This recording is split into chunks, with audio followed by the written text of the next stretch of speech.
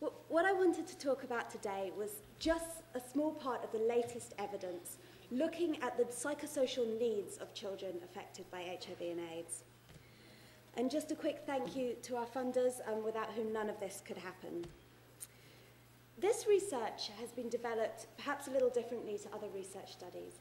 It's been developed specifically in collaboration with the South African government, but also with other universities, with the National Action Committee for Children Affected by AIDS, with NGOs such as REPSSI, UNICEF and Save the Children, and also with our teen advisory group of AIDS-affected children, who you can see down there. But it's been developed specifically to inform policy. This is not an academic exercise, and I think it's important that you and we remind the research community that we need to be doing research which is helpful for you, not helpful for us and our careers.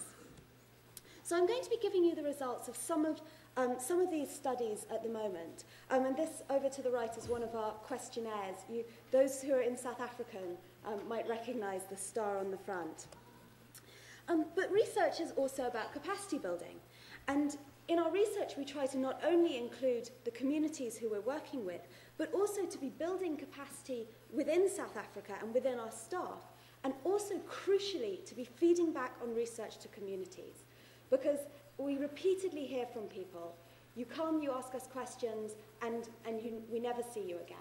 And I think that for both research and for interventions and the kind of work that we do as monitoring and evaluation, communities feel it's absolutely essential to have us come back and tell them what we found. So I'm not going to talk in great detail about the methodology which we use. Just to briefly say, the first study we'll talk about is the world's first longitudinal study following 1,000 AIDS-orphaned, other orphaned and non-orphaned children over 4 years in the Cape Flats. Well, they started off in the Cape Flats. Now they're all over the place, some in prison as well. The second big study that I'm going to talk about is a national study, all of these done in collaboration with the South African government, and particularly the Department of Social Development, as represented by my esteemed colleague here.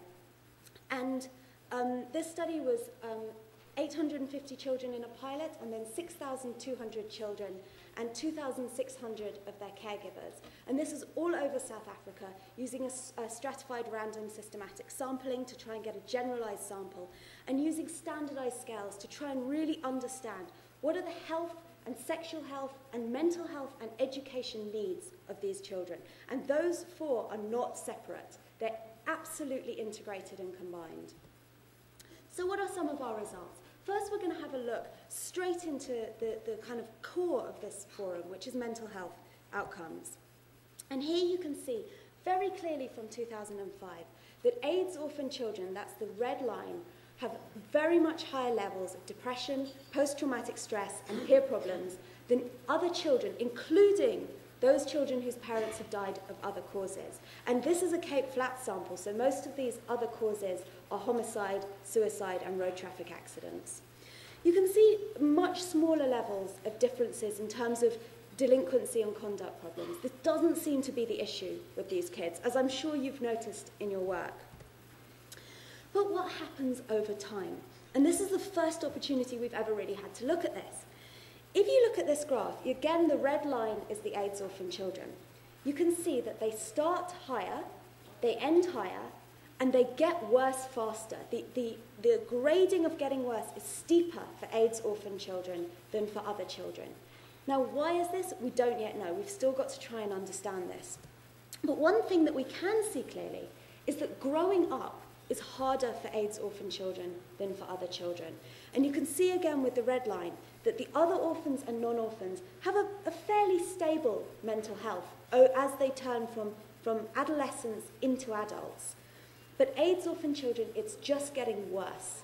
And I think we really need to perhaps think about concentrating on this older age group of orphan children, as well as the young ones.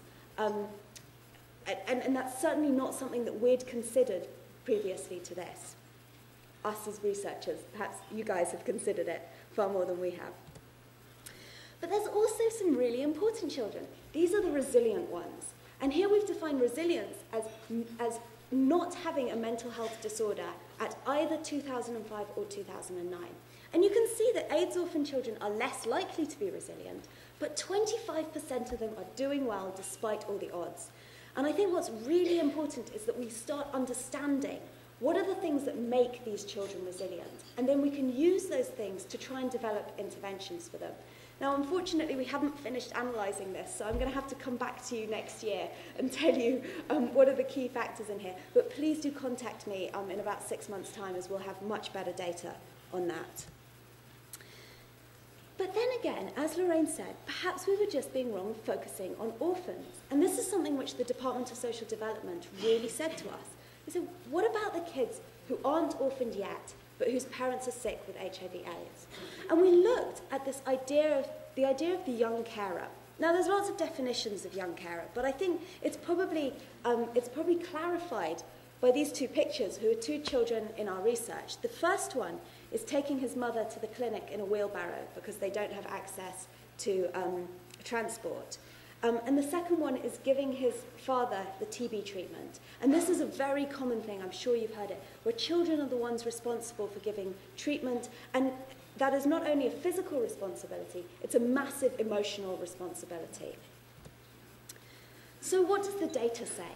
The data says absolutely clearly that children whose parents are sick with HIV/AIDS are doing as badly as orphans on every single mental health outcome. And you can see on this graph here that children who have neither a sick parent nor a parent who's passed away have about normal levels of mental health problems. That's what we'd expect in a general population.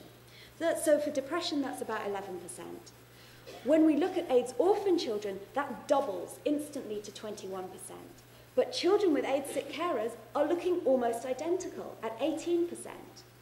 What this data also shows is another super high-risk group, and that's children who have both lost one parent but are now living with someone who's sick with HIV/AIDS. And those children shoot up to 31% for depression. And this extra group is a group I don't think we'd really thought about and considered until very recently. So why is this? What's so different about HIV/AIDS? Why is it somehow worse in these studies for children whose parents have died of AIDS than for children who've died of all sorts of other causes, or whose parents are sick with other causes? We can see here this kind of killer combination of stigma, bullying, poverty, carer mental health, carer disability levels, and abuse. And I'm going to talk a bit more about these as we go on. But one of the key risks we can see is bullying. And AIDS-affected children are much more likely to be bullied, and chronically bullied children, as you can see from our data here, are much more likely to have severe mental health problems. We also see cumulative risks, where risks kind of pile on each other. You can see here that a child who has no AIDS-related stigma and enough to eat 5 days a week has a 19% chance of a clinical level psychological disorder, whereas a child who is stigmatized and doesn't have enough to eat has an 83% chance. That tells us a lot, I hope, about what we can do for interventions.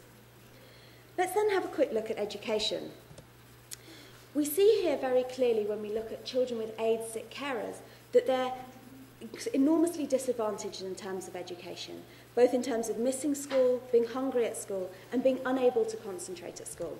And if we look at some of the roots to that, you can see that non-attendance at school is related directly to the care work that children are doing. Specifically, children talk about having to go and queue at the hospital for the antiretrovirals. But the concentration problems are absolutely related to the psychological distress of having an AIDS sick carer. And the quote at the top right-hand corner is absolutely typical of what children talk about. So what kind of care work are they doing? Here's an example of a daily timetable which one of the children in our research filled in, looking at the sheer amount of care work which they're quite often doing. But when we look at it in terms of quantitative data, we can see that children are much more likely to be, in AIDS-affected households, are much more likely to be doing really excessive amounts of care work. Every child should be doing some work in the home. It's normal and it's good for them. But when we're looking at over 5 hours a day, and when we're looking at intimate care, which is things like cleaning wounds, toileting the sick person, washing the sick person, it's very much higher for this group. Let's also have a look at their physical health. We looked here, and this is in a sample of 5,000 from KwaZulu-Natal, urban and rural. We looked at multiple concurrent sickness. So we'd expect any child to have the flu or, you know, be ill at any one time. Probably a fifth of the people in here have got the flu. But what we don't expect is for them to have 2 or 3 or more concurrent illnesses. That suggests something's going wrong. And you can see here that children in a home with an AIDS sick carer have much higher levels of concurrent sickness. Perhaps even more worryingly, they also have very much higher levels of tuberculosis. And this is only looking at pulmonary tuberculosis. Perhaps even more worrying than that, though, we can see that of those 17.5% of children with an AIDS sick carer who have pulmonary TB, only 4% have ever been tested for TB. And I think this tells us a very clear message about improving TB testing for children in these families. Finally, we're going to look at some of the outcomes we've been very recently analysing. And we can see here that children in AIDS-affected families are more exposed to emotional and physical abuse than children in other families. And you can see here for physical abuse, it's around 4.6% in a healthy family. That's about what we'd expect, rising to 6% amongst AIDS orphans, 10% amongst children with AIDS sick carers, and 12%, that's tripling the amount for children who are dual affected. That means children who have both lost a caregiver and who are living with an AIDS sick carer. It's not more prevalent to have sexual abuse in these families, which is a huge relief. But unfortunately, what we are seeing is very much high levels of transactional sexual exploitation amongst these kids. And you can see here it's going from 3% in a healthy family to 19% amongst girls who are dual affected. When we look at the interaction, though, we can see that abuse and family AIDS are interacting to massively increase this risk. And you can see here amongst girls that in a non-affected healthy family, 3% of them are having transactional sex. Abused girls living with an AIDS sick carer, 46% of them are reporting that they've had transactional sex. I think these findings are very new to us. Would welcome any thoughts on how to address this and how to think about this. But what we're clear about is that this is a story about vulnerability rather than a story about girls going out to have fun and make money. I think we really need to think about this. And the close connection between psychological needs and this very high-risk behaviour. So what are some of the implications? I'm really cautious about this because you guys are the experts on how to make policy and programming for AIDS-affected children. We're just the researchers. So these are some very tentative thoughts. But what it seems to say, this research, is that we need to think about long-term programs. We need to think about children with AIDS-sick carers and not just about orphans, although orphans are still important. We need to think about supporting education, and we need to start thinking about abuse and transactional sexual exploitation.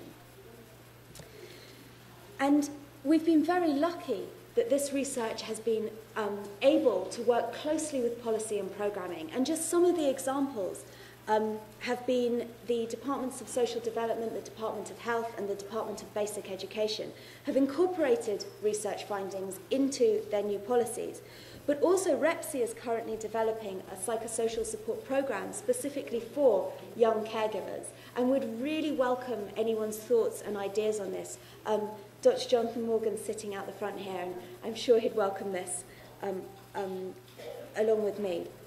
But I have some questions for you, which is, what would be helpful for you to ask us to analyse and find out about? We're here to try and provide the information that will be helpful for you. So come and tell me, this is what we want to know, can you do this? I'd also want to ask, what would be helpful for your country?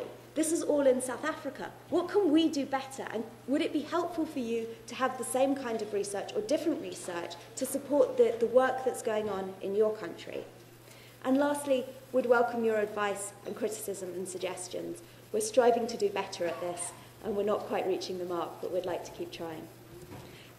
Here's some of the papers that have come from these studies. They're all a bit dry to read, so I would recommend much more that you look at the youngcarers.co.za website, where we have a whole set of policy briefs, which won't mean you have to trawl through 27 papers. Thank you very much.